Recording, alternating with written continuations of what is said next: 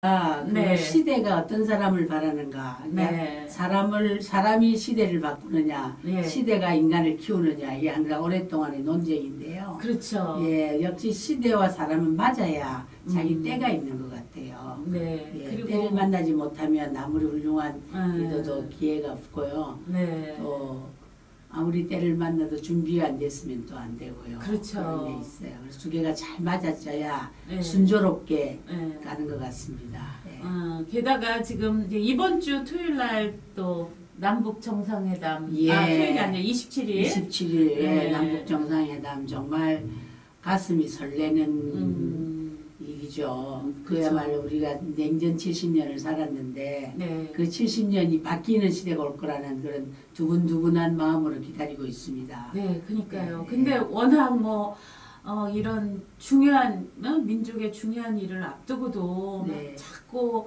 악재들, 예, 특히 나오죠. 우리나라를 둘러쌌던, 네. 우리가 처음부터 그 통일, 이렇게 분단한 국가가 될 거라고는 생각을 못 했던 거 아니에요. 그렇죠?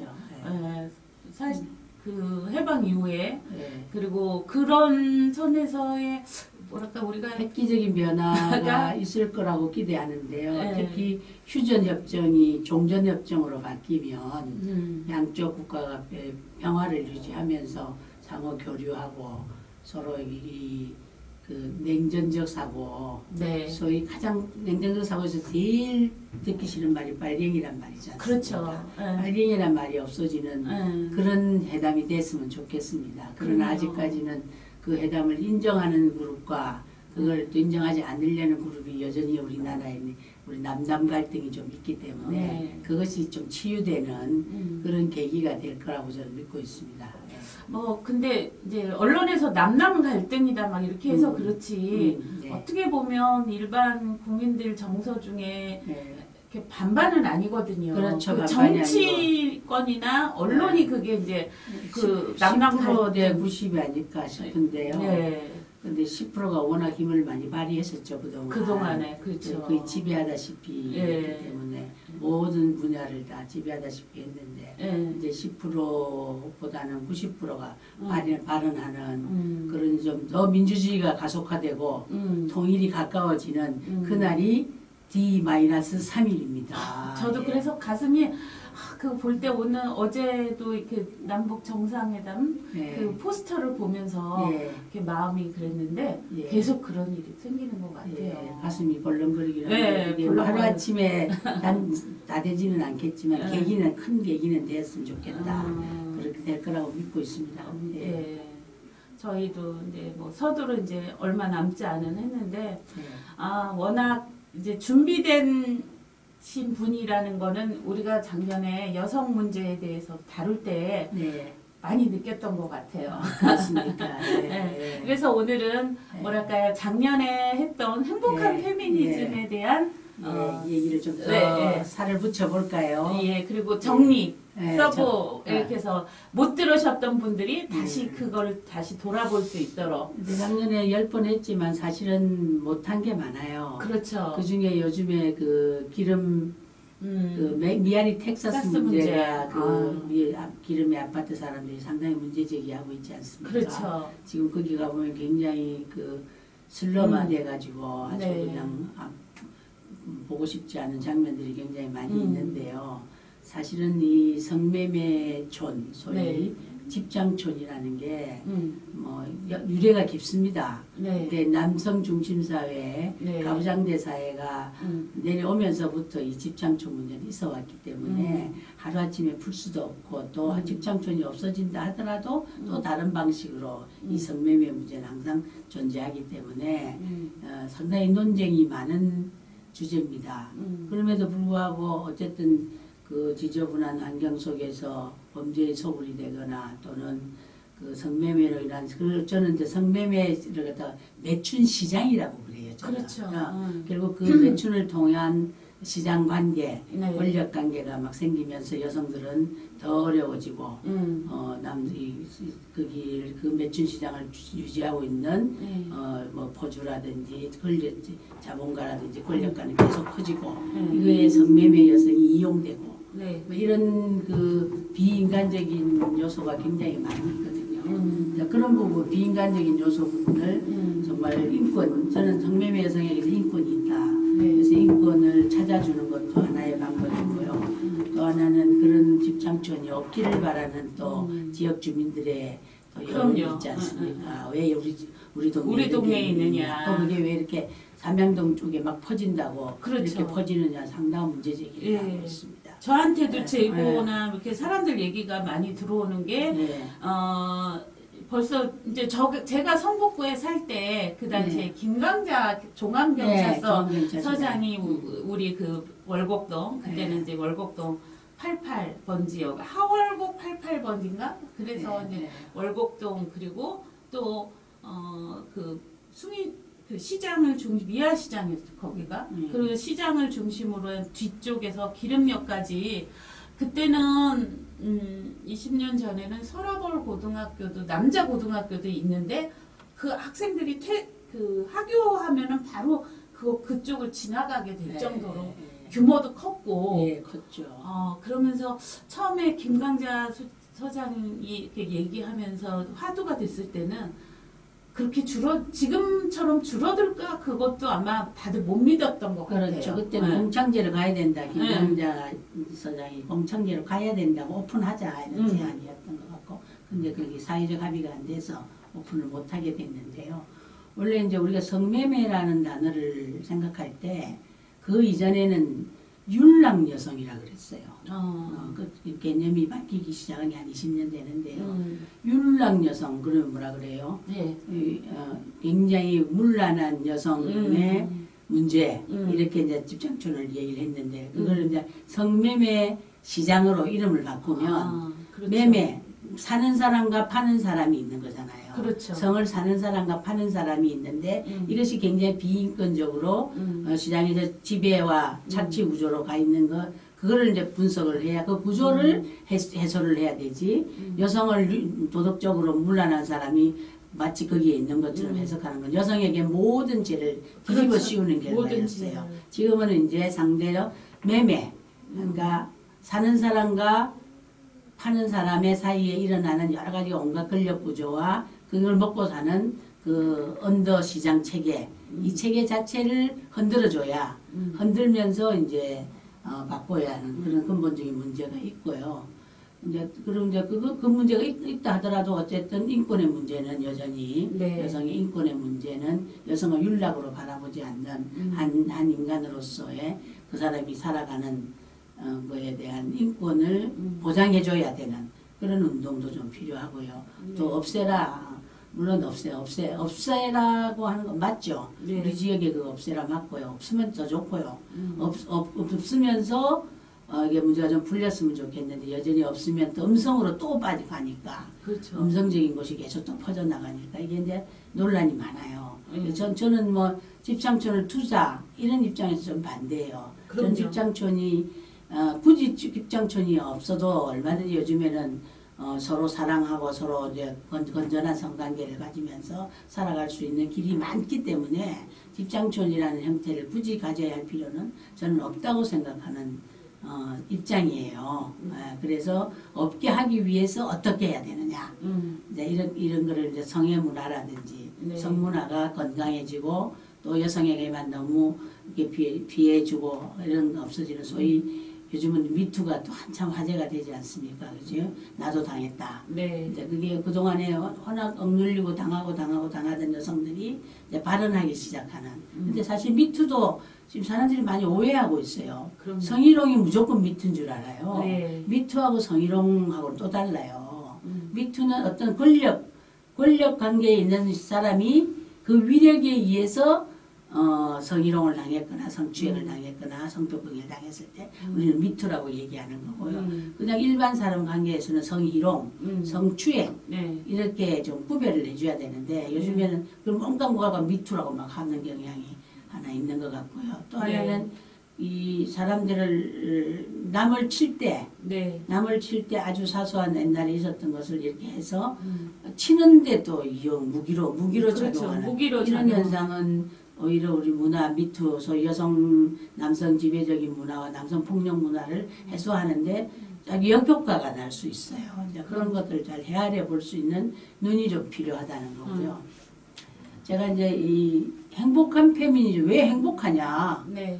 페미니즘 하면 왜 행복하냐? 이런 이제 그 이율배반적인 개념이 있는데 저는 특히 여성들에게 여성이고 남성이고 간에 페미니즘, 여성 인간답게 대접할 때 대접해주면 어떻게 해요? 여성도 행복하지만 그거와 관계하고 있는 남성도 행복해진다는 거예요. 그럼요. 그래서 부부 관계가 페미니즘적 관계면 싸운다기보다 어떤 문제 제기를 하면서 서로 새로운 가정 문화를 만들어가고요. 자식과 관계도 그렇고요. 뭐 오빠와 동생 간의 관계도 그렇고요.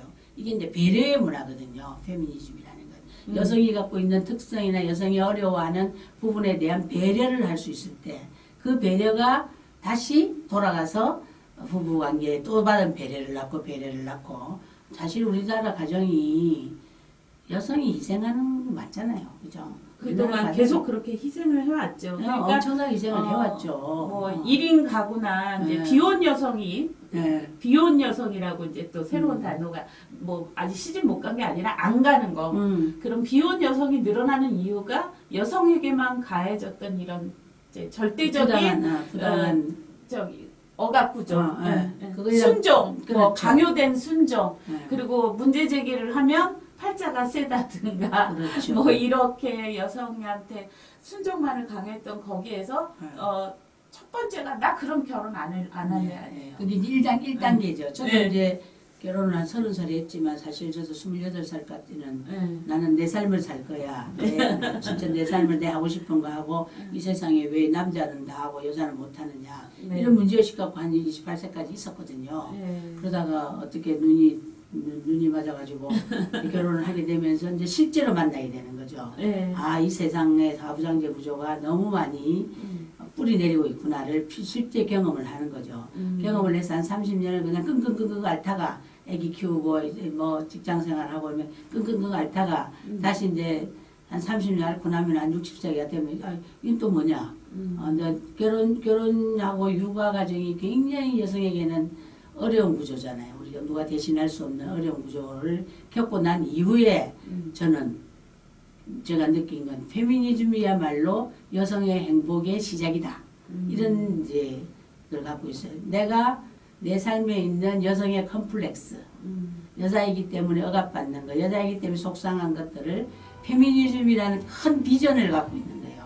비전을 내가 이 페미니즘으로 나를 무장하면 그런 컴플렉스도 뒤집어서 볼 수 있고 또 내가 갖고 있는 그동안 억압 구조도 볼 수도 있고 아 내가 어디에 어떻게 객관적으로 내가 살아왔구나를 볼 수 있는 하나의 비전이랄까. 그게 페미니즘이 비전의 역할을 하는 것 같아요. 그렇죠. 예, 비전의 역할을 하면 그러면서 깨닫기 시작하는 하나씩 깨닫기 시작하면서 내가 그동안 불행하다고 생각했던 것이 이 페미니즘이라는 비전을 가지기 시작하면서 행복이 싹트기 시작하는. 그래서 제가 그걸 행복한 페미니즘이다. 예, 페미니즘이 나의 비전, 가정의 비전, 사회의 비전, 내가 일하는 곳에서의 비전이 될 때 그게 비전이 있으니까 비전이 없는 사람과 있는 사람은 하늘 땅이 차이잖아요. 그렇죠. 비전이 있기 때문에 더 나아진다는 비전을 갖고 끊임없이 개선하고자 하는 변화의 욕구, 개선의 욕구 또는 뭔가 또 때로는 투쟁의 욕구가 생긴다는 거예요. 그런 것에 바탕이 되는 게 이 페미니즘이라는 비전이다. 그래서 내가 행복해지는 비결은 페미니즘을 아는 거다. 이런 표현을 하나 써봤고요. 그게 다시 저희가 적어야 될 부분인 것 같아요. 행복한 페미니즘에서 우리가 이제 행복한 것과 페미니스트 요즘은 아주 심각하게 나치 페미라는 말 듣고 저는 그러니까 페미니스트를 주장하는 사람들이 나치 같다는 거예요. 여자들이. 그러니까 이제 그거는 뭐 다가 아니라 일부 왜 작년에 이제 메갈리아 논쟁이나 뭐 이렇게 번지면서 그러니까 어떤 페미니스트의 패만 꺼내도 겁내하는 아주 짜증내하는 남자들, 그러니까 감정적인 대응을 하더라고요. 그런 남자들이 요즘은 뭐 여자들만 위하는 정책을 한다고 나치 페미라는 아니 그런 식의 자꾸 뭐랄까 뭐 이런 선정적인 단어를 나도 쓰면 안 되겠지만 저는 이제 행복한 페미니즘의 개념에는 생활 속의 페미니즘, 그렇죠. 생활의 하나하나를 페미니즘의 시각으로 뒤집어보고 네. 재해석해보면서 내 문제를 이렇게 해결해가는 과정, 네. 이런 의미에서 이제 그런 페미니즘을 생활 속에서 느껴야 한다. 뭐 이념적인 페미니즘, 저는 그거에 대해서는 뭐 공부도 좀 하기도 했지만은 그 이념적인 페미니즘이 시대의 아젠다, 또 시대에 요구하는 어떤 흐름과 맞물려서 돌아가야지, 시대와 떨어져서 분리돼서 어떤 한쪽에 작은 문제를 갖고 그걸 전체의 문제인 양 막 해석하는 거, 이런 건 조금 경계해야 되는, 페미니즘에도 그렇죠. 지나친 좌파는 네. 좀 경계해야 되는, 생활 속에서 느끼면서 거기서 하나씩 풀어가는 그런 페미니즘.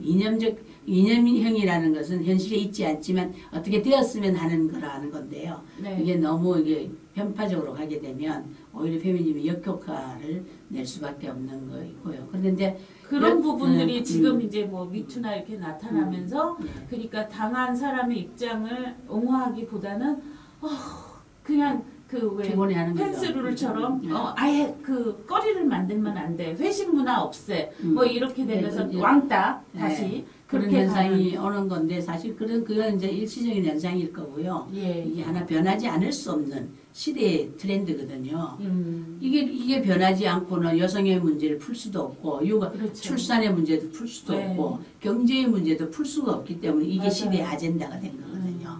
이 아젠다를 풀어가는, 사실은 저는 지금도 상당히 많이 답답한데 아젠다 푸는 게 아직까지도 이렇게 제대로 풀려 있다고 저는 생각되지 않아요. 그래서 저는 그 마스터 블렌드를 좀 만들어서 생활에 단계 그 시대의 그 단계에 맞도록 문제를 자꾸 이렇게 풀어가야 된다. 맞아요. 이게 없어져서는 안 되고 계속 풀어가야 된다는 생각을 갖고 있고요.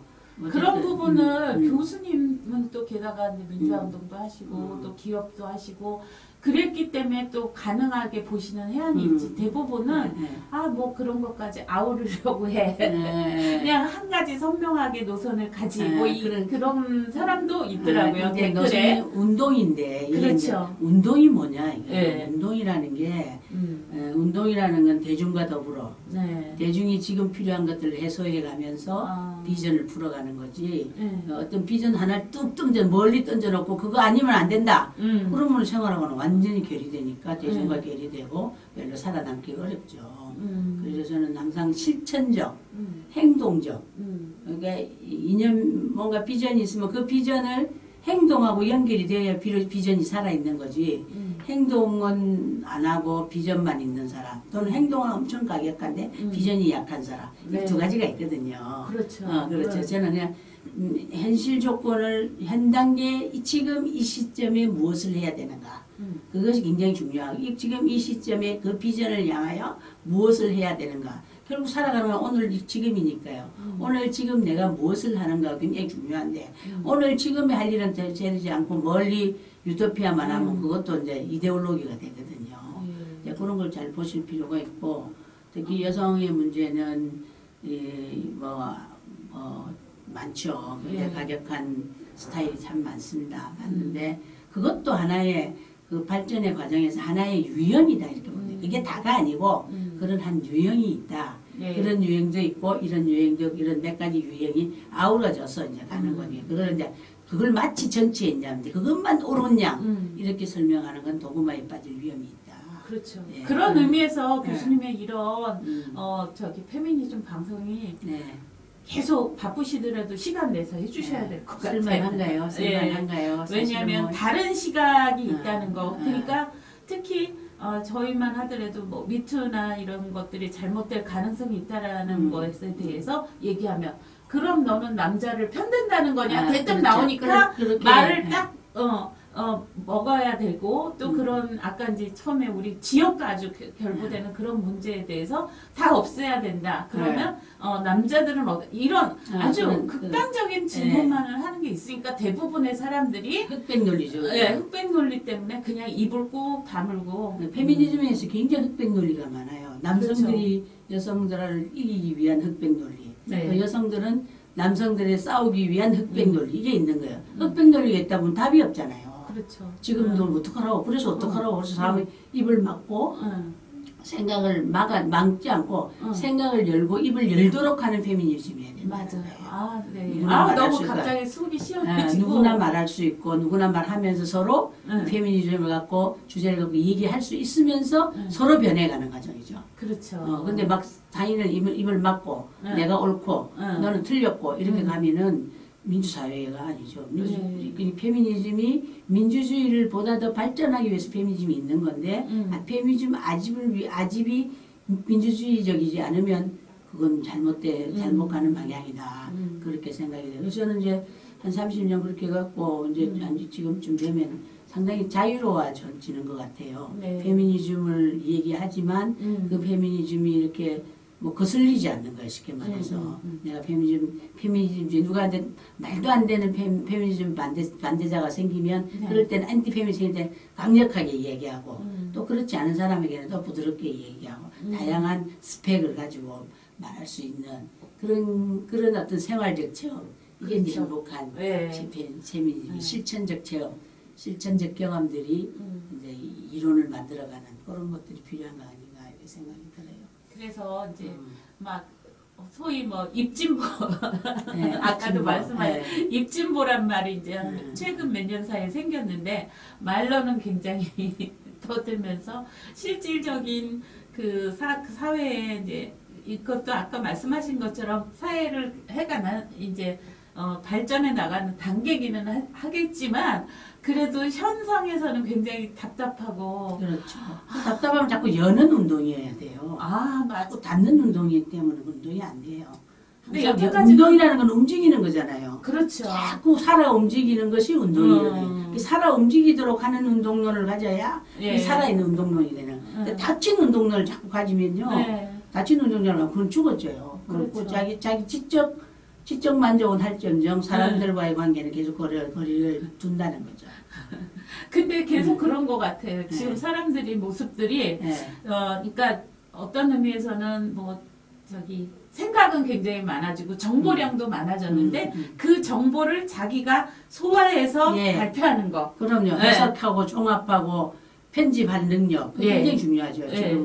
지금 정보는 너무나 많이 늘려 있잖아요. 너무 많고. 정보를 찾아 나서기 시간은 많이 줄어들었고 그 정보를 읽는 능력, 종합하는 능력. 그렇죠. 그걸 자기가 또 체화해서 다른 사람한테 체화하고 실천하고 그 실천을 남에게 표현할 수 있을 때 우리는 페미니즘이 좀 행복해진다는 거죠. 네, 그렇죠. 그러니까 한마디로 근데 그런 과정이 그게 진리니까 그게 제일 힘든 일이죠.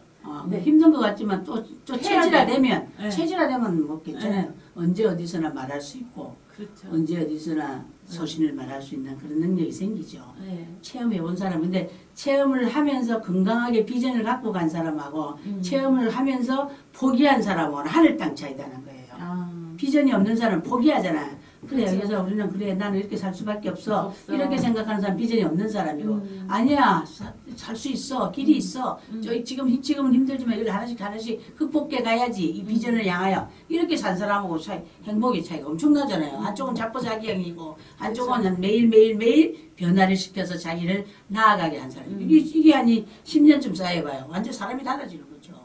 그렇죠. 사람이 달라지는 거죠. 그러니까 이쪽 사람이 깨달은 사람이 이쪽 사람을 또 자꾸 자극하고 그래서 자꾸 만나야 돼요. 방 안에 혼자 저밖에 있어서 절대 페미니즘은 일어나지 않아요. 페미니즘은 사회 공동체와 만나야 되고요. 이웃과 만나야 되고요. 만남이 이루어져야 거기서 소통이 이루어져야 페미니즘은 일어나는 거지. 소통이 없는 페미니즘은 닫힌 페미니즘이죠. 그렇죠. 이론화되고 소통이 굉장히 중요해요. 화석화된. 그래서 우리 주부들이 우리나라 여성의 50% 이상이 경력단절 여성이 700만이 경력단절 여성인데요. 여성들이 왜 내가 경력단절 여성과에 대한 객관적인 그 페미니즘을 가져야 보인단 말이에요. 보이면 그러면서 그 문제를 하나씩 같이 풀어. 혼자 풀기 힘드니까 같이 풀어가는 거. 같이 풀어가면서 같이 생각하는 거. 이렇게 하다 보면 이게 서서히 행복해지잖아요. 우리 마을교사 선생님들도 많이 행복해졌다 그러잖아요. 김영 선생님도 많이 행복하죠 요즘에. 일거리도 많고 하고 싶은 일을 할 수 있고 그게 사는 거다. 그래서 여성들이 가정에 처박혀서 우울증에 걸려서 앉아있지 말라는 거예요. 그럴 땐 뛰쳐나와서 좋은 사람을 만나기 시작하고 소통을 시작하라. 수다까지는 소통이 수다까지는 가는데 그 이상을 가려면 아까 말한 페미니즘이라는 비전이 있어야만 그 수다에서 한 단계 더 올라갈 수 있다는 거예요. 그렇죠. 네. 네. 수다보다 높은 페미니즘을 배우자 뭐 이렇게 좋고. 그 책도 읽고 그런 네. 의미에서 같이 이제 정책도 만들고 그렇게 그럼요. 하랬더니 네. 아 하고 싶다고 네. 하더라고요. 그게 예. 그리고 이제 나이대마다 달라요. 달라진 굉장히 것 같아요. 다릅니다. 예. 페미니즘은 특히 세대마다 어마어마하게 다릅니다. 우리 지금 이제 직장을 들어가는 우리 여성들 대학을 다 나와가지고 했던 여성들은 대학에서 페미니즘도 좀 접하고 또 남녀 동등하게 자랐고 가정에서 가장 사랑받고 존중받고 살았는데 이게 직장을 들어가면 네. 대학까지는 표가 잘 안 나요. 직장을 들어가면 직장은 굉장히 조직이 하드하고요. 네. 상하 구조가 있고요. 또 여성 문제가 별로 이렇게 고려되지 않는 데 굉장히 갈등을 일으킨다는 거예요. 그렇죠. 아주 직장 들어가서 한 3년은 굉장히 힘들다는 거예요.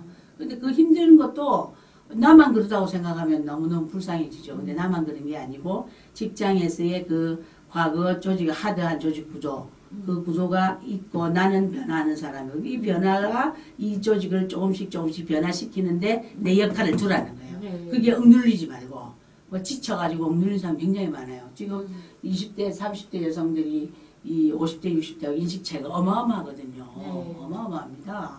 우리는 그래서 남편 밥 해주고 뭐 하고 이런 거 참 일상으로 해야 된다고 생각해요. 지금 여성들은 해야 된다고 생각하지 않아요. 밥 지가 알아서 그럼요. 먹어야지. 뭐. 맞아요. 내가 왜 해? 이렇게 되는데 그런데 그게 이제 어떤 시어머니 완고한 시어머니에 거슬리거나 어디 가족 구조에 걸리면 거기서 충돌이 막 일어나. 그렇죠. 그때 이제 견디기 어렵고 왕따가 되고 힘들어지는 거예요. 그때 힘들 때는 나와서 왜 이럴까? 페미니즘 관점에서 한번 쭉 해석을 해보면서 가정의 문제를 이렇게 지혜롭게 풀어가는 이런 것도 필요하고요. 뭐 해야 할 때만 어떤 때는 탁 싸우다가 어떤 때는 또 타협하다가 어떤 때는 좀 양보하다가 어떤 때는 뭐 예, 정말 탁 포기도 해주고 이 다양한 방법 살아가기 위한 이 공동체가 살아가기 위한 거니까 다양한 방법을 활용해야 된다는 점이에요. 그러나 분명한 건 페미니즘이라는 비전을 갖고 있어요. 페미니즘이라는 비전을 가지려면 페미니즘이 뭔지 알아야지, 그죠? 그 페미니즘을 하나씩 얘기하고. 페미니즘은 매 배꼽 밑에 숨어 있어요. 다 억눌려놨던 나의 그 페미니즘, 소녀 때의 꿈, 네. 뭐 이런 거 그 배꼽 밑에 있거든요. 그 배꼽 밑에 있는 거를 끌어내서 말하고, 그래서 같이 동지를 얻고, 자매를 만나고, 이렇게 되는 과정이 있으면 이 안에 있는 우울증이 솔솔솔 빠져나간다는 거죠. 예. 네, 별로 어려운 거 아니에요. 그렇죠. 근데 참 쉽죠. 예. 참 쉽. 근데 그걸 이제 풀어 나가는데 대부분이 아, 저 사람은 그래도 형편이 나. 나는 더 그럴 수 있죠. 그러니까 내 시부모는 더 왜 저 모양이야. 그렇죠. 그리고 비교하고. 내 자리 내 회사는 더 그래, 나쁜 그래. 놈들이 많아. 뭐 이렇게 하면서 대부분은 아 관둘래 예, 이렇게 그게 되더라고요. 자포자기인 거예요. 네, 그렇죠. 그런 사람들이 훨씬 많고 그래요. 계속 싸워 나가면서 지금 말씀하신 회유도 하고 그 사람과 그러니까 때로는 관계를 소비도 지혜롭게 네, 해나가는 네, 법 네. 이런 부분에 대해서 지금 다 관계가 너무 서툴러요. 맞아요. 관계 서투죠. 네, 그런 부분 특히 이제 뭐 어제도 이제 저하고 잠깐 우리 그 엄마들 모임했을 때 드는 게 엄마들의 결론은 자식한테 함부로 말하지 못하는 그러니까 저희가 자랄 때 어렸을 때 부모님들은 저희를 뭐 안 그런 집도 뭐 100명에 한 명쯤 자기 자녀를 막 이렇게 그래서 우리가 꿈꿨던 게 무남동녀 외동딸 자식 키우는 너무 힘드니까. 딸을 너무너무 소중하게 생각하는 부잣집 말고는 대부분이 딸을 뭐 왜 넌 왜 낳았어 저기 딸을 낳은 게 손해라고 생각하시던 그런 부모님들 그러니까 3, 40년대에 태어난 부모님들이 이제 우리 60년대를 낳았으니까 더 일찍 뭐 20년대생 부모님한테도 있고 그 사람들은 본 건 거기에 있어서 우리들을 그렇게 키우면서 대부분이 그래도 아니다. 여자도 똑같이 공부해야 된다라고 생각하는 사람들이 일단은 기회가 더 없었잖아요. 그렇죠. 네. 그래서 근데 그게 이제 차츰 바뀌어서 70년대, 80년대 그러면서 솔직히 여학생들이 똑같은 나이 때 보면 훨씬 지적인 능력이나 그런 거는 그리고 관계 형성은 여자가 먼저 깨우치고 가는데 성적으로는 근데 학교를 나오고 나서는 그 부분에서 자기 그 역할만큼의 그 능력만큼의 자리를 못 받게 예, 되니까. 맞아. 자리도 못 받고 대우도 못 받고 네. 아주 그래 거기서 굉장히 좌절을 느끼죠. 특히 그렇죠. 여대생 대학을 가고 그때부터 좌절이 엄청나게 네. 엄청나게 오거든요. 그래서 다 경력 단절 여성이 되고 되고. 입사해서 3년 결혼하면서 다 그러니까 오히려 700만이 경력 단절 여성이 다 쫓겨났잖아요. 쉽게 네. 말해 쫓겨난 거지. 쫓겨난 거죠. 사회로부터. 어찌 보면 사회로부터 쫓겨난 네. 거거든. 제 자리를 찾지를 못하고. 그렇죠. 쫓겨난 여성들이 또 어떻게 안 쫓겨내기 위한 운동, 그게 운동이 필요하다는 거예요. 너 혼자는 안 되니까. 네. 쫓겨난 여성들이 인식을 앞선 여성과 인식이 뒤진 여성이 계속 어울려서 지금 700만 경력 단절 여성의 방대한 조직이 하나 필요한 거 아닌가 이런 생각이 내가 네. 비정규직도 얘기하다 보니까 비정규직도 700만이거든요. 아, 근데 경력 단절도 700만이에요. 거의 비정규직 문제는 얼마나 사회적 이슈가 되고 있습니까? 그렇죠. 그런데 경력 단절 여성은 사회적 이슈가 전혀 안 되잖아요. 네. 다 개별화돼 있기 때문에. 개별화되고 네, 그리고 자신의 그 부분을 뭐 어떤 표현하고, 루저, 네. 낙오자, 루저라고 생각하니까. 경력 단절을. 근데 어떤 의미에서는 또 우리가 그 자식 경력 단절이 제일 크게 되는 게 결혼하고 나서 출산 문제 때문에 그럼요. 대부분이 그러니까. 이제 포기를 하는 거잖아요. 그럼요. 그래서 왜 애 안 낳는 거 이거요. 네. 완전히 저거 반란이죠, 반란. 네. 애 왜 낳냐 하거든요. 왜 그렇죠. 낳냐. 내 이런 이렇게 사회에 낳냐. 왜 낳겠어?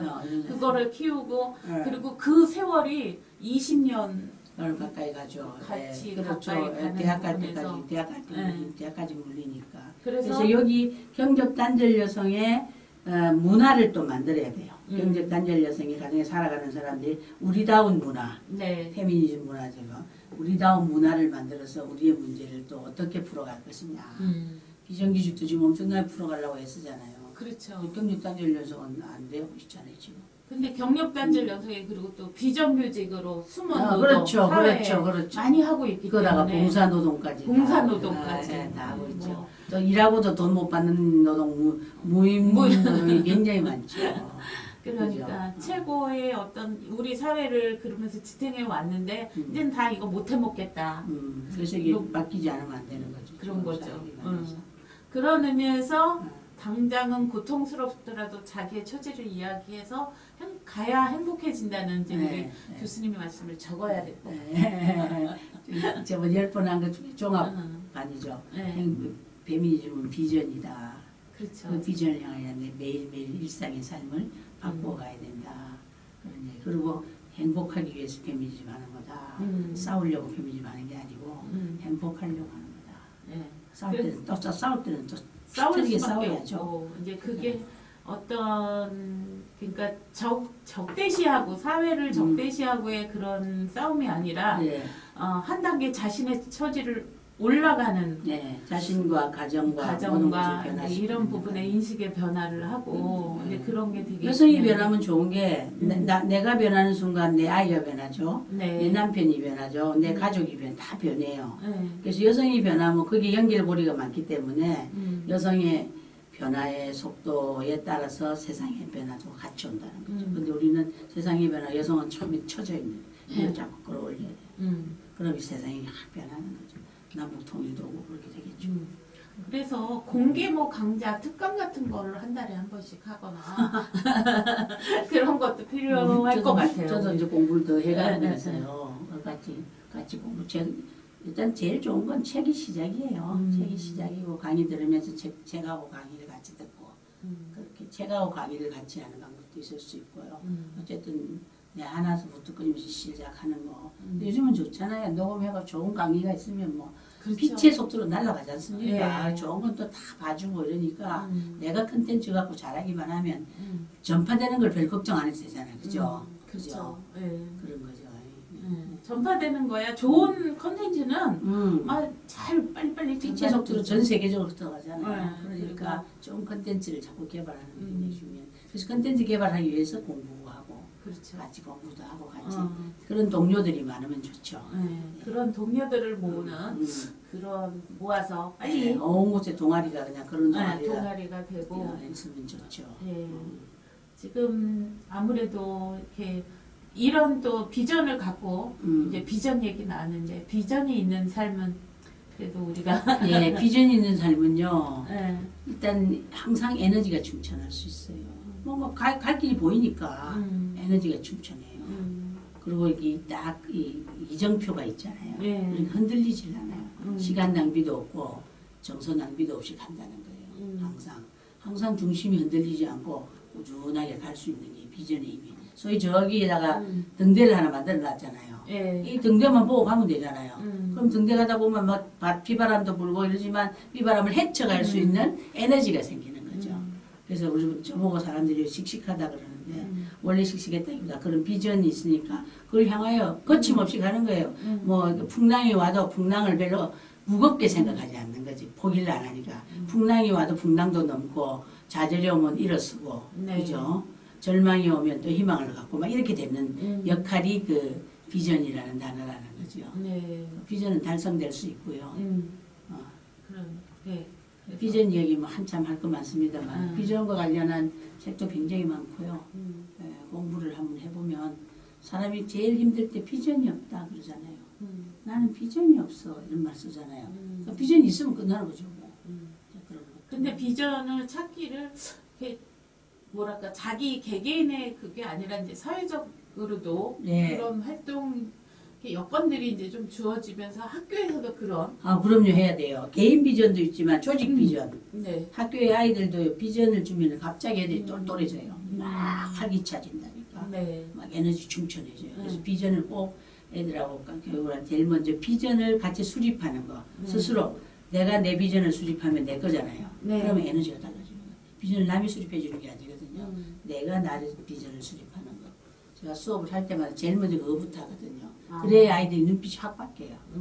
그래서 제가 수업에서 굉장히 인기를 얻었던 게 애들이 확 달라지는 거야. 애들이 그냥 머리 박고 왔다가 고개를 펴주고 질문도 잘하고 막 이렇게 되는 거예요. 그게 자기 비전을 만들어주는 거예요. 그런 것들 필요하고요. 네. 그래서 페미니즘은 비전이다. 여성의 비전이다. 그래서 어떤 페미니즘을 가져갈 것인가를 자기 스스로 자기 페미니즘을 그려보자. 뭐 이런 거죠.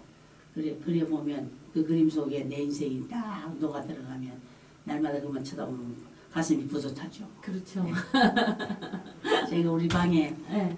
지도가 하나 있잖아요. 네. 출마를 해가지고 막 지역을 다니면 그러니까 매일 돌아와서 그게 네. 이 빨간 걸 붙이잖아요. 그때 내 활동을 보면서 나는 가슴이 내가 여기를 어떻게 했고 앞으로 이 지역 전체를 내가 다 가야지. 그러니까 괜히 부지런해지는 거예요. 네. 그게 벽에 붙어 있을 때하고 안 붙어 있을 때는 하늘 땅 차이다는 거예요. 그래서 비전도요. 항상 내가 만들어서 벽에 붙여놓고 내일 아침 비전을 보면서 돌아오면 매일 비전은 매일 봐야 한다는 거예요. 눈에 보여야 행동이 나온다는 거예요. 그래서 저는 그 지도가 그렇게 좋거든요. 네. 내가 붙여놓고 또 내가 이거밖에 안 가. 또 더 가야 되겠고 그걸 붙여야겠다는 생각으로 또 행동이 좋아지고 또 많이 붙으면 또 희망이 또 가고 그렇게 네. 되는 게 그래서 비전을 보이게 하라. 예. 보이게 하라는 거죠. 제 아이디어 좋았죠?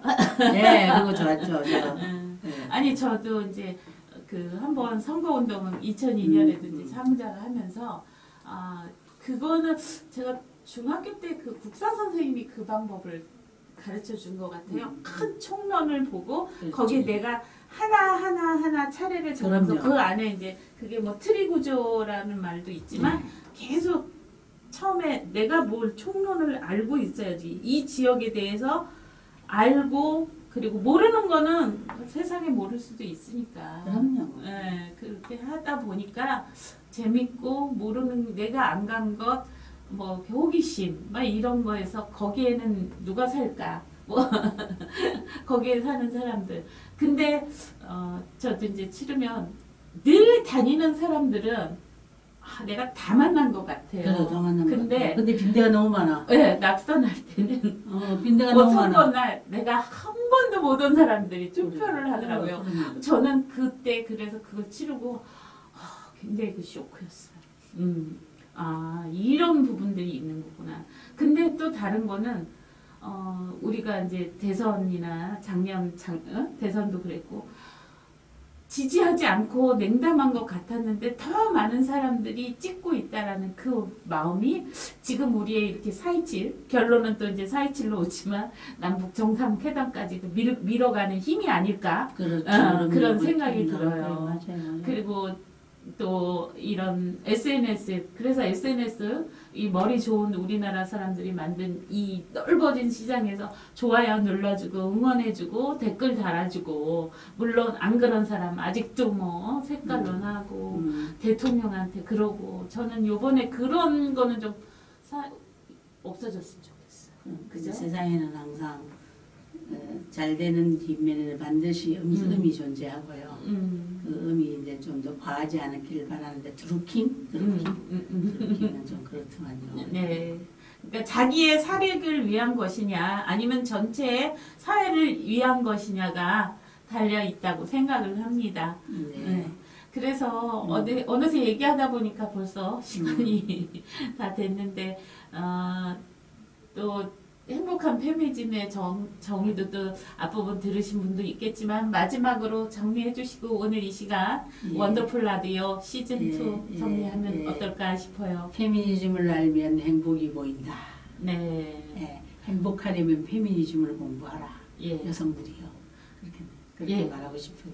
그리고 이거 아까 말씀하신 대로 정릉 기름 지역에서도 특히 우리 미아리 그 부분 때문에 같이 고민하는 사람들이 저도 보고 깜짝 놀랐는데 커뮤니티가 한 그 기름 단지 안에 몇백 명이 생겼 600명이라고 하는데 더 늘어나고 있는 것 같아요. 그러니까 그만큼 다 속으로 누가 터트려주기만 바랐던 분들이 이렇게 이제 매주 토요일에 집회한다고 그러대요. 그러니까 저도 한번 가보고 싶더라고요. 이게 지금 이제 언설이 왔다 갔다 해서 그래 조금 정리를 해주면 더 힘이 붙겠죠. 그렇죠. 그리고 어떤 얘기하신 비전 그리고 어느 부분까지 그걸 공론화하고 같이 가는 과정이 좀 필요할 것 같아요. 맞아요. 오늘 귀한 시간 내주셔서 바쁘신데 감사합니다. 감사합니다. 또 뵙겠습니다. 우리의 최정순 교수님의 강의는 계속될 거라고 믿습니다. 네, 감사합니다. 네, 감사합니다.